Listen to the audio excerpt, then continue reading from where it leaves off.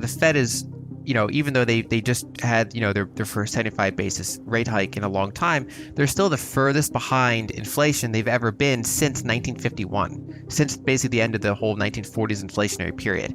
And so basically, they're basically further behind inflation that they have ever been since the last long-term debt cycle ended. Right. So, and I think that's why historical analogs are important, because if anyone was using the 2000s mildly inflationary environment or the 1970s inflationary environment, they would have expected higher interest rates in response to that higher inflation.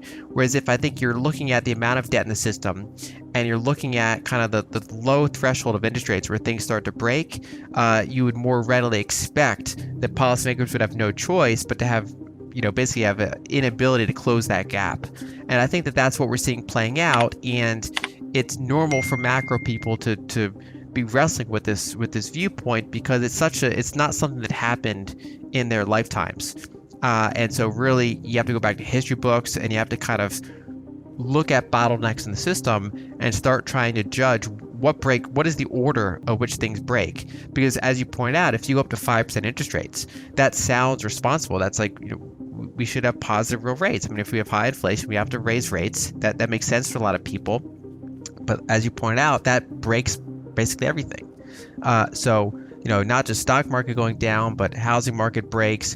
Probably the foreign sector has to rapidly start selling treasuries. Treasury market goes completely liquid like it did in March 2020. And then what do you do there, right? So it's like it just, the whole system kind of seizes up. And I think that's a function of the fact that, for 40 years now, we've had lower and lower interest rates, all the way down to zero, and in some cases negative in some countries. And that's resulted in higher and higher debt relative to GDP. And that debt is only serviceable with low rates.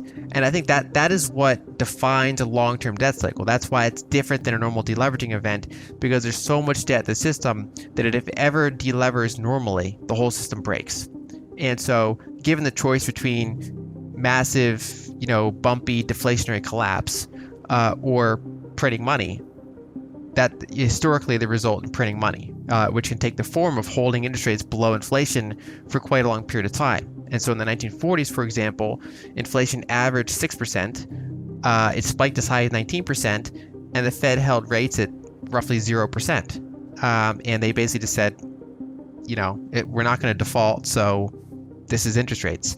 And we're seeing that right now in Japan, where they're above their inflation target, but they're holding rates at zero, and they're capping their 10-year bond at 0.25% with yield curve control. They're basically printing money into an inflationary spike, because they're like, our public debt is 250% debt to GDP.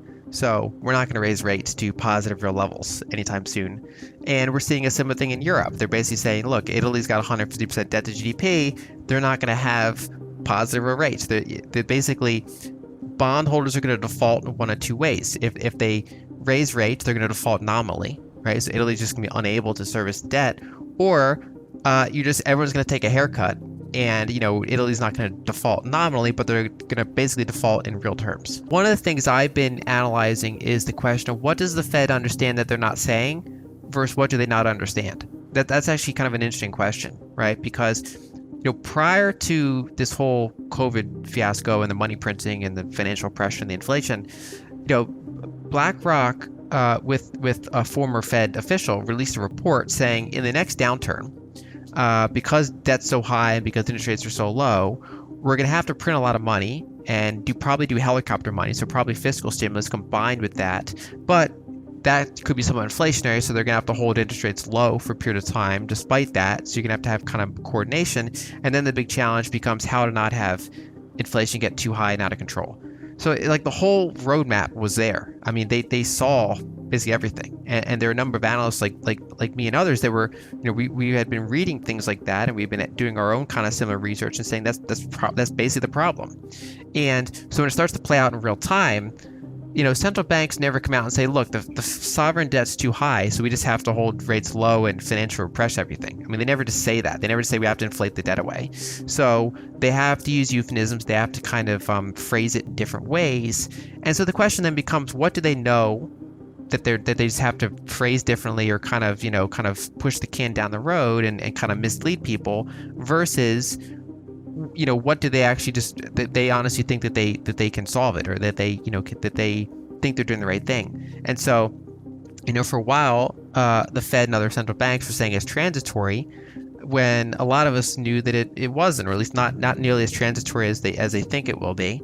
And so I do think that the Fed and other central banks are facing a competence, kind of crisis here, where their tools have always been kind of lagging indicators, right? So they're not very good at forecasting. If you look at the Fed's track record of forecasting, basically what they do, they never predict a recession, because that, they're kind of an inherently political organization, right? So predicting a recession is kind of an inherently political statement in some ways, even if it's not, it just comes off that way. So they never predict a recession. And what they do, basically, no matter if things are high or low, they kind of point back to everything's going to go back to 2%. That's all they do. They basically just draw a line from wherever it is now to 2% inflation and 2% GDP, real GDP growth, and 2.5% interest rates. And they just are always kind of going back and trying to point towards that medium, and they don't really have a good track record. And I think that that's all kind of being marked to market, or being kind of realized now, because now they're facing this kind of more end game type of scenario, the super high debt level combined with inflation, which is just not something that their tools are well equipped to handle, and something that they contributed over decades to getting us here, that they don't really have the tools to get us out of. And so I do think that, in countries around the world, especially these developed markets that have these super high debt levels, so Europe, Japan, United States, I wouldn't want their job, because it's an impossible job, and you either have to lie, or either you have to be stupid or kind of look stupid, and it's an inherently challenging environment to be in, right? So I think that they face a credibility crisis, and it's partially because they contributed to it, but it's also partially because their predecessors contributed to it, and that's just an inherently rough place to be in. I think that the model itself is old, right? I think that if you ask most people, are price controls a good thing? Should the government set prices of things? Most people would say no. Whereas in the United States, we've had price controls on money since 1913, right? We control the price of money. Basically, a group of elders gets in a room every 6 weeks and determines what the price of money will be. And it doesn't matter where you are in the country. I mean, this is a country of 330 million people, 50 states, very different markets, and they kind of set the nationwide price. And then also, because we're the global reserve currency, this has international ramifications. And it's literally because a group of people in a room are determining that price. And so I just think the model itself is kind of antiquated, and that as software eats the world, and as we kind of go through a somewhat inflationary crisis, I think the shortcomings of that model are kind of being laid bare.